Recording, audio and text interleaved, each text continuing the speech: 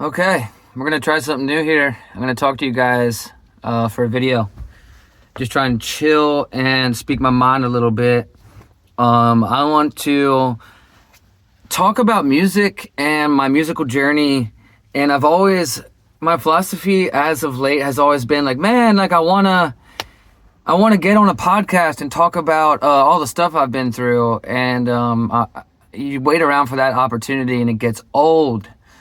A similar thing happened with posting my music. I was like, man, I should really get on one of these channels and get my song out there, just like a acoustic video, Western as Fuck or Radio WV, any one of those, they're great channels.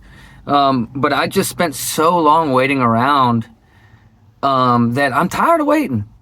And same goes for this type of format. So I'm going to talk to you guys, and you let me know how this goes and if this is interesting at all. So I wish I had a cigarette so bad. I haven't smoked in like 5 years, but for some reason being here, I just want to so bad. But honestly, what I really want to talk about, and I'm going to try to do it without sounding like a dweeb because it's very hard to talk in front of a camera. But what I really wanted to talk about, and I'm going to try to do it with no edits too, so bear with me. It's basically just like we're hanging out, hopefully. So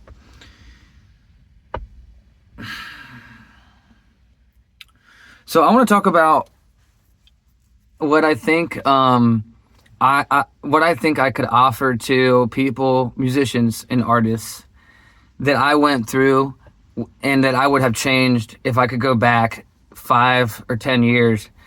Granted, things were different back then, but still, I think even 5 years ago, I think there's just a lot of mistakes and pitfalls that were made, and I want to talk about them. So this is this video. That's what this video is about. We're going to talk about the pitfalls of being a musician in the 20s and in the 10s. That's right. I'm calling them the 10s and the 20s. So in the 10s, I was in a band called Medusa's Disco, and we played psychedelic rock music. And it was very classic rock, dudes in a room, jamming, writing songs. Granted, there were songwriters in the band that would bring tunes. I was one of them. But, in a nutshell, it was very organic and very collaborative. And basically, that whole mentality, that old school mentality, I'm going to call it, is really, like, it kind of bled throughout the whole business. And, we like, our philosophy was like, we're going to play shows, as many as we can, and we're going to build an audience organically by playing live shows. And, just like you would, I mean, that's just what we thought we were supposed to do. And dude, I mean, we did that for 10 years. And like, we only use social media to like post about shows and maybe post funny videos to like get a feel for like the band's sense of humor. And all that stuff was good. But then Reels came along, like short-term videos, which I can't remember exactly. I guess that was like COVID time. And, the band wasn't happening and wasn't really doing much. And I was getting super frustrated. Even like, so like fast forward like 2 years into COVID, maybe even a little bit after that. I think I might have been 27 or 28 at the time. And I was just so frustrated with where I was at in music. I thought the band would be further, as most young kids do, I'm sure. But I thought the band would be further along, and it bugged the shit out of me. So I remember just being like, what am I supposed to do? So I downloaded TikTok, and I just started posting like videos of me playing guitar and doing like duets with people where I would like fucking play guitar with them. And those were kind of cool. Those were fun. And I would post covers and stuff.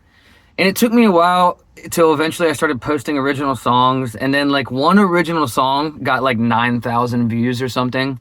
And I was like, whoa.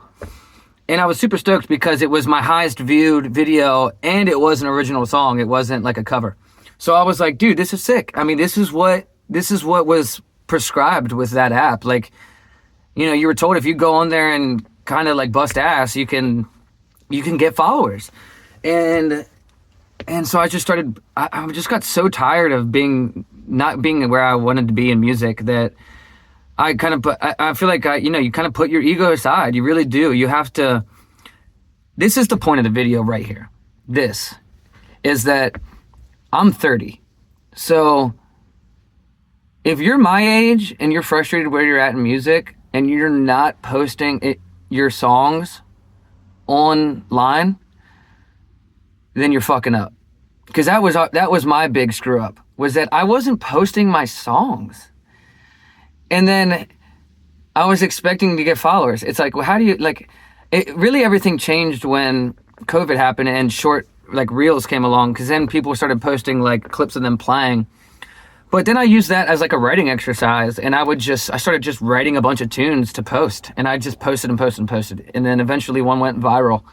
And, you know, people ask me, like, dudes and chicks. No, it's been dudes asking me. I don't know why I'm saying that, but I remember like some dude in the band asking me, like what he should be doing, and I'm like, dude, you got to post your songs. That's the big thing. And then this leads to the other point in the big pitfall of being a musician in the 10s and the early 20s is that, you know, we just wanted to be musicians growing up. We didn't, like, when I was 12, I didn't want to be in a business, and I never thought about having to post myself on social media and to do all that crap, to like advertise my shit. And I think as artists, we bought too much into the idea that we have to be like fucking businessmen. First and foremost, we're musicians, and I swear to God, like, so it's kind of like a double-edged sword. It's kind of like I'm being hypocritical, but it's kind of like you got to hold two things. It's like you can't just be a social media guy who like doesn't work on their songs. Like, you have to work on your songs. And this goes especially for songwriters, because I'm a songwriter and I post songs. So, but I think it applies to musicians and honestly just artists in general, like painters and people in fashion. Like, you got to put yourself out there. But I think that like we weren't putting ourselves out there in the right way. Like, we were like advertising ourselves instead of like showing people the art. You know what I mean? Just like give them the art, like straight up, so they don't have to go looking for it. Instead of like trying to pull them out to a show, just give it to them off the cuff, because that's just the reality of it nowadays. It's just a different game. And you know, I wouldn't feel like I could imagine a comment being like, you know, you want to save some of that for the live show, and you don't want to give away too much. But, you know, as long as you're not like live streaming every show that you do, I don't think you're going to take away from the shows. And this goes for like indie musicians, because like, you know, King Gizzard and the Lizard Wizard can live stream every show, or Billy Strings can live stream every show because they're selling like fucking 20,000 tickets, so it doesn't matter. But if you're not selling tickets, the way to sell tickets and the way to get followers and the way to do it nowadays, guys, this is the point, is that you got to put yourself out there. Don't focus on your music, make it good, and then post it. I know it sounds simple, but I swear this message needs to be heard by somebody out there. I bet you there's somebody out there that's like toying with the idea that like in the back of their head, they haven't put themselves out there enough because they just like don't feel like they should have to put it on social media, like that, because it's just stupid. You know what I mean? But you got to drop that mentality, because the minute I dropped that mentality and I was just like, screw it, dude, I'm just gonna post, then things started picking up for me. And then, you know, eventually, I mean, I don't know, it's just a great growing exercise. And I think you can find a way to make social media not so much of a drag. And honestly, the way I did it was just by turning it into a writing exercise. And I don't know, I'm pretty much getting to my point here.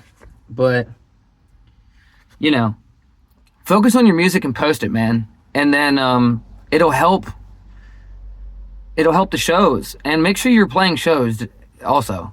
Like, Don't just be one of those people that just plays in the bedroom. I really think playing live music is how you make a legacy. And maybe you don't want to make a legacy and you just want to post from your bedroom. That's totally cool too. But if you're trying to like make it as an artist and do like the classic dream, this is my piece of advice. That's it. Hopefully that came across. I don't know if I'm going to post this, but that went okay, I think. So maybe I'll do it again. Let me know what you think. Let me know if it helped. Let me know anything. I love you guys. Peace.